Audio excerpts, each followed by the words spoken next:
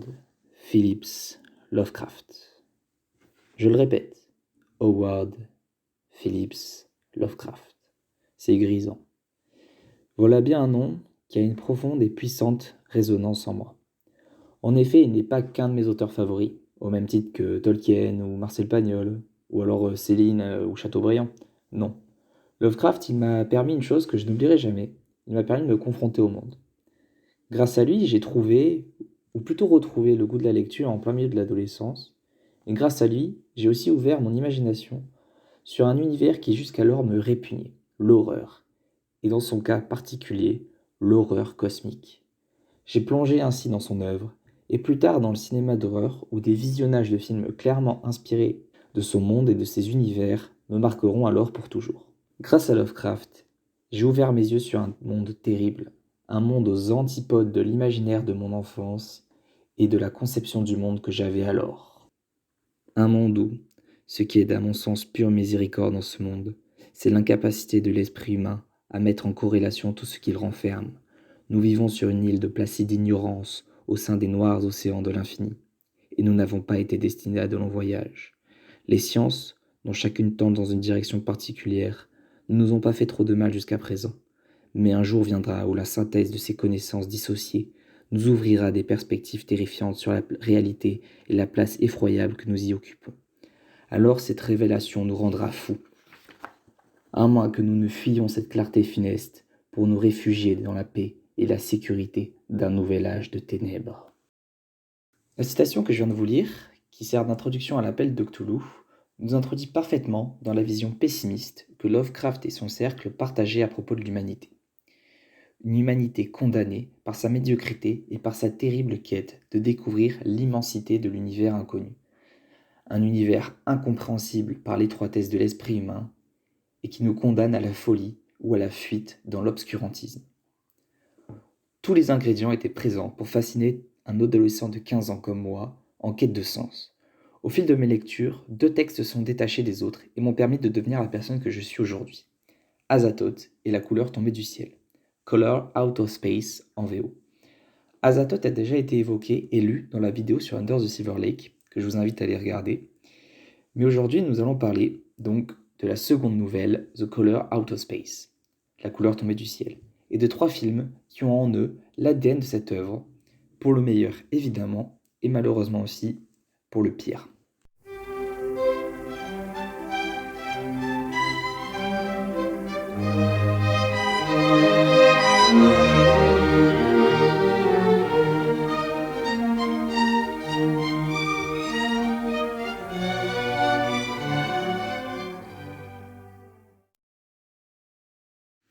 Une nuit, dans une campagne américaine, non loin de la ville d'Arkham, dans le Massachusetts, un météore fendit les cieux et tomba dans le jardin des Gardner, une famille de paysans.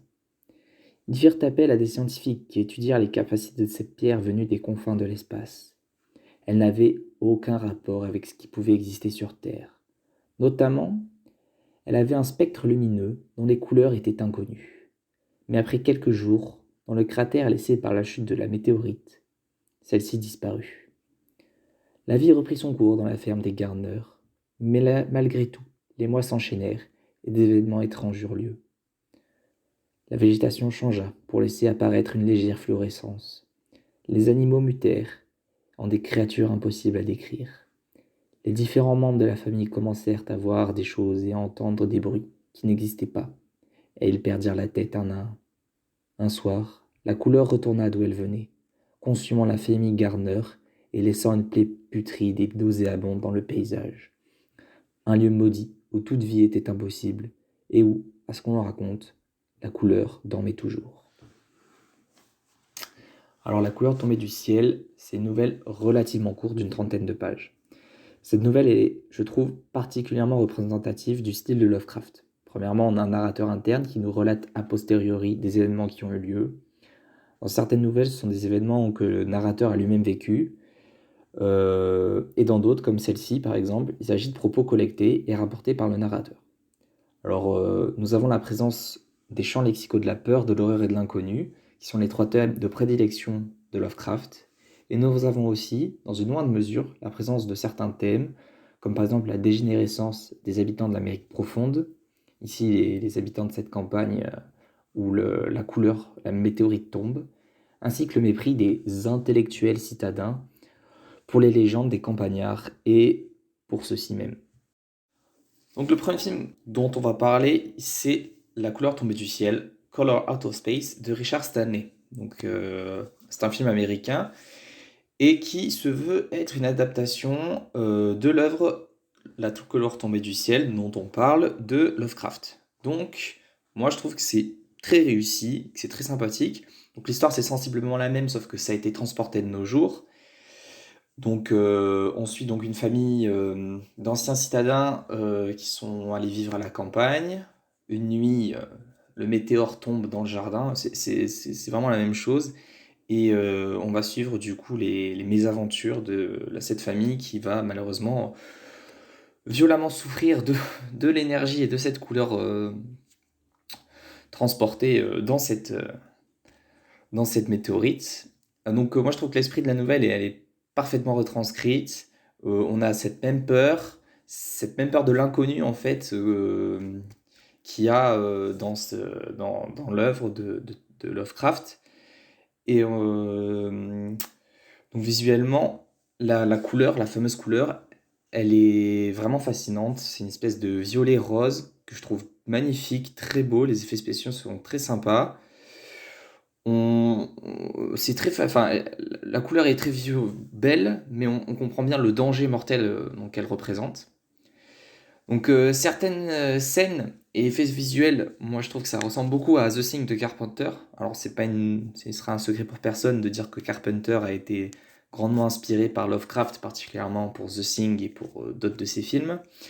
Donc pour ces effets visuels, c'est surtout par rapport aux créatures, aux dégénérescences, aux modifications que les animaux présents sur cette ferme vont subir, ainsi que les scarifications et les modifications corporelles que vont subir les personnages, qui d'un côté ressemblent beaucoup à The Thing de Carpenter, mais on peut citer un autre cinéaste assez connu pour torturer ses personnages de cette façon, c'est on va dire c'est Cronenberg, David Cronenberg.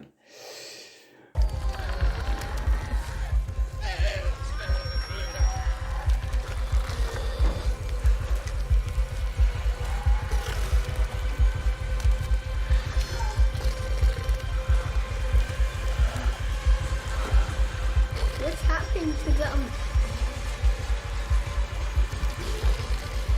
I don't know.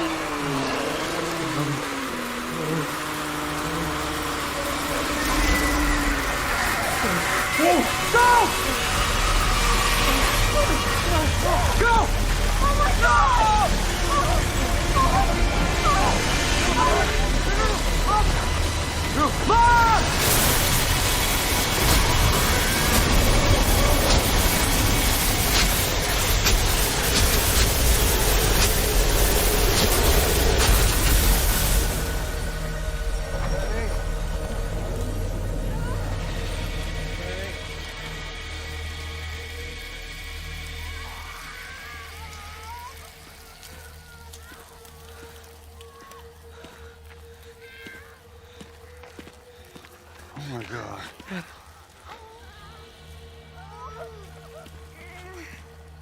God. Oh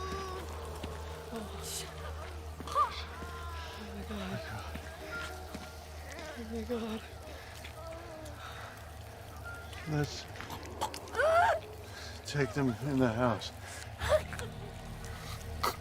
Donc on voit aussi la folie que crée cette couleur dans l'esprit des personnages. C'est très impressionnant, chaque personnage, on voit bien leur évolution, qu'ils pètent tous un câble. Au final, ils sont tous perdus, ils sont tous pervertis par cette énergie venue d'ailleurs et qui semble les détruire et les contrôler. It's easy to forget, so try setting a timer to make sure overwatering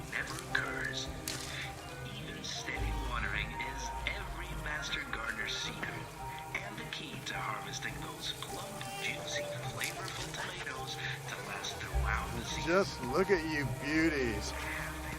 And a month early.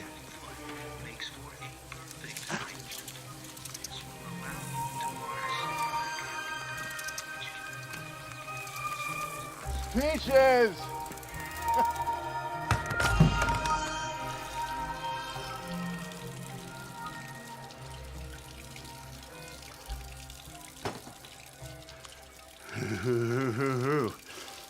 You do that very well, Tracy Peach.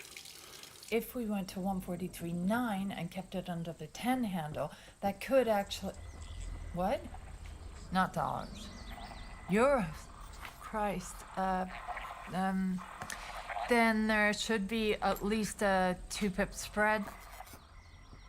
What? Can you hear me? Hello? Hello? Fuck. You have got to do something about that dish. I am literally hemorrhaging clients. Should be working, sweetie. I just checked it this morning. No, it's garbling the fuck out of everything I say. Nate. Nate, are you listening to me? You know, I did everything I was supposed to do. I followed every fucking rule in the book. In the end, they still fucking taste like shit. You know what? Fuck that. Okay, coming up. You know what? Okay, stop it! Stop! Slam dunk. You know what? Just do something about that dish. All right. Do you know what I'm gonna go and lie down? Just fix that dish, okay? Yeah, I think it's a good idea, sweetie. Donc, Nicolas Cage, moi, je veux vraiment dire qu'il est génial dans cette œuvre, dans ce film. Je trouve que tout le monde dit qu'il est perdu, mais je pense à un excellent acteur qui actuellement nous a produit pas mal de bons films d'horreur un peu trash, un peu underground, très sympa, que je vous conseille, je vous les mettrai à l'écran. Et vraiment, on sent bien l'impossibilité de la science et de l'esprit humain à concevoir ce qui se déroule sous nos yeux, et c'est vraiment totalement fidèle à l'imaginaire Lovecraftien, à la nouvelle La couleur tombée du ciel. Et moi je trouve que ce film réalise une superbe entrée en matière pour rentrer dans son œuvre en fait. Donc je vous conseille ce film, très sympathique, très effrayant, toute proportion gardée bien sûr, c'est pas le pire film d'horreur le plus effrayant de la planète, mais dans un monde où les films d'horreur les plus vus sont toutes les daubes de James Wan, je vous conseille clairement The Color Out of Space de Richard Stanley. Deuxième film, Annihilation de Alex Garland. C'est un film de 2018. Alors, je dois vous avouer un truc, c'est que j'ai revu ce film pour cette critique. En fait, la première fois que je l'ai vu, je l'ai trouvé nul de chez nul de chez nul. C'était terrible. Ce deuxième visionnage m'a quand même fait remonter ce film dans mon estime. En fait, dès le premier visionnage, on voit clairement la ressemblance avec La couleur tombée du ciel, la nouvelle de Lovecraft. Mais je trouvais qu'il y avait un problème. Je trouvais que ça n'était pas du même niveau, que ça n'allait pas aussi loin que Lovecraft. Et en fait, l'histoire est assez simple. Donc encore une fois, une météorite tombe sur une partie de la planète qui crée une espèce de zone. On parlera d'un autre film aussi avec une zone et une espèce de chambre, leur phare, bref, tout à l'heure. Une espèce de zone où, dans cette zone, tout serait déformé, tout serait modifié et où la communication avec l'extérieur de la zone ne serait pas possible. Cette zone est donc encerclée par l'armée américaine, encore les Américains, ils sont toujours là pour ça. Et on va suivre dans cette histoire Lena, c'est ça, je crois que le nom du personnage, qui est joué par Nathalie Portman, qui se retrouve ici après que son mari Kane ait été la seule personne à être ressortie de la zone vivant. Donc on va suivre les aventures de Lena et d'un groupe de scientifiques exclusivement composé de femmes. Alors je le dis, mais bon, en soi on s'en fiche. Et le problème, contrairement avec la nouvelle de Lovecraft, c'est que, ou avec la couleur tombée du ciel, le film dont on a parlé avant, c'est qu'en fait les scientifiques du groupe d'exploration, je trouve qu'ils arrivent trop vite à des conclusions scientifiques qui semblent être bonnes en fait et qui sont vérifiées. Et c'est là où je me dis que Garland n'a pas compris l'essence de la nouvelle de Lovecraft et que c'est dommage. En fait, la zone modifie l'ADN de tous les êtres vivants qui sont à l'intérieur grâce à un phénomène de réfraction. Bref, ne me demandez pas pourquoi, je ne sais pas. Donc, c'est assez dommage. Et puis, il y a des scènes qui sont assez bien menées, mais il y a des scènes qui sont, c'est pas possible, hein. Moi, particulièrement, c'est la scène finale qui se passe dans le phare, que je trouve ridicule au possible, avec cette espèce de clone qui, j'ai l'impression qu'il danse avec Nathalie Portman. Je trouve ça bizarre. Enfin, je suis pas pris dedans. C'est assez bizarre. Puis la toute fin est assez ridicule. C'est une espèce de, sans vous spoiler, mais il essaye de nous miroiter une espèce de twist final qui, oh mon Dieu, remettrait tout en question. Une espèce d'un truc un peu à la Fight Club, sans vraiment être dans le même thème, mais une fin qui, oh mon Dieu, waouh, t'imagines, pour que juste tout le monde arrête de parler du film qui en lui-même est assez moyen, et que tout le monde parle finalement de la fin, enfin, waouh, t'as vu dans les yeux, waouh, c'est pas possible, waouh, incroyable. Bref. Ensuite, bon, il y a quelques problèmes. Enfin, moi, je trouve qu'il y a certains effets spéciaux qui sont un peu moches, particulièrement sur les bébêtes, hein, les bestioles, hein. Ça reste quand même un slasher, donc il doit y avoir quand même des bestioles qui croquent les nanas. Donc, je trouve ça assez moche, hein, une espèce de crocodile et une espèce d'ours qui sont pas très beaux, quoi. Mais après, pour ce qui est du reste, j'ai trouvé ça assez sympa. Visuellement j'entends, particulièrement cette espèce de voile autour de la zone que je trouve assez sympa. Ensuite il y a dans les scènes tournées à l'intérieur de la zone, la caméra a une espèce de flou assez angoissant, inquiétant, c'est assez sympa. J'aime beaucoup aussi. Donc il y a quand même certaines qualités, mais malheureusement je trouve d'aussi bonne qualité que pourrait être une adaptation de Lovecraft. Alors du coup, ça ne se vend pas comme une adaptation de Lovecraft. Je ne sais pas si Garland voulait que ce soit le cas.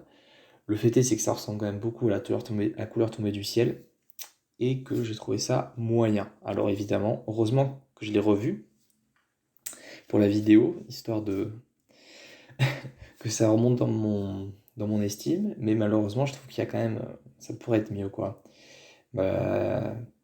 Particulièrement aussi dans l'horreur, je trouve pas ça très très effrayant. On passe une bonne soirée, quoi. On s'ennuie pas de vous. Maintenant, est-ce qu'on en a grand chose à en retirer? Pas tellement, non, malheureusement. Et finalement, je voudrais vous parler d'un film qui n'est pas une adaptation de Lovecraft, qui a quand même une ressemblance. C'est pour ça que je voulais le mettre là, je voulais en parler. Il s'agit de Stalker de Andrei Tarkovsky. Donc c'est un film soviétique, voilà, qui fait partie des films les plus appréciés, on va dire, grande partie de la communauté cinéphile, si je peux me dire comme ça. Et c'est vrai que c'est un film très poétique, très onirique, très sympathique, très contemplatif. Et Annihilation, c'est un remake Disney de Stalker. Si on veut vraiment être mauvaise langue, on dirait ça. On dirait qu'Annihilation est un mauvais remake de Stalker. Ce qui donne encore plus envie de revoir Stalker, du coup.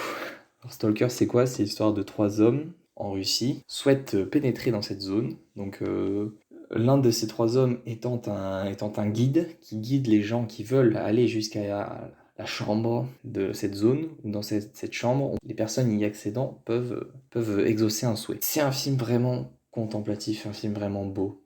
C'est beau, vraiment. On a des moments vraiment de pure poésie, de pur onirisme. Et contrairement aux 2 films d'avant, là, il y a un problème, c'est que tout le long du film, jusqu'à quasiment la fin, on ne sait pas vraiment si tout ça c'est vrai ou pas, si toute cette zone existe, si on ne sait pas. On ne connaît que parce que d'un certain côté, le guide fait tout en sorte pour réaliser plein de rituels étranges, on ne comprend pas très bien. que doivent suivre les deux autres hommes, mais ça n'a aucun impact réellement visuel qui modifierait la réalité en fait. C'est assez intéressant de suivre ça, c'est-à-dire ça se trouve le guide se moquait des deux autres tout le long, et je peux vraiment vous conseiller ce film pour vraiment la beauté de ses plans, la beauté de l'histoire. Alors évidemment, c'est long et c'est assez lent, donc si vous êtes des personnes qui ne sont pas familiers avec ce genre de film, assez contemplatif, assez calme et lent,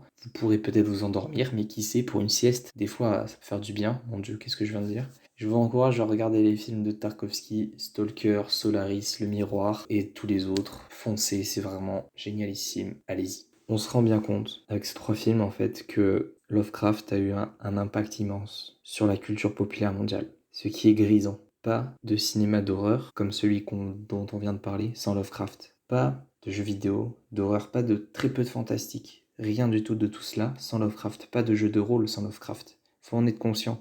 Faut vraiment se rendre compte qu'en fait, toute la culture populaire, toute la culture geek, n'est-ce pas? Tout ça, sans Lovecraft, ça n'existerait pas. Alors, lisons-le, lisez Lovecraft, et je vous encourage, lisez Lovecraft pour être confronté à la violence et l'horreur de ses œuvres, être confronté à la violence de son univers et à sa vision pessimiste et terrible de ce que nous sommes, nous, les humains, des fourmis face aux bestioles et aux créatures qu'il a inventées dans son bestiaire et dans son univers. Et je finirai en disant que nous sommes des fourmis par rapport à l'œuvre que Lovecraft nous a léguée. Nous sommes des fourmis.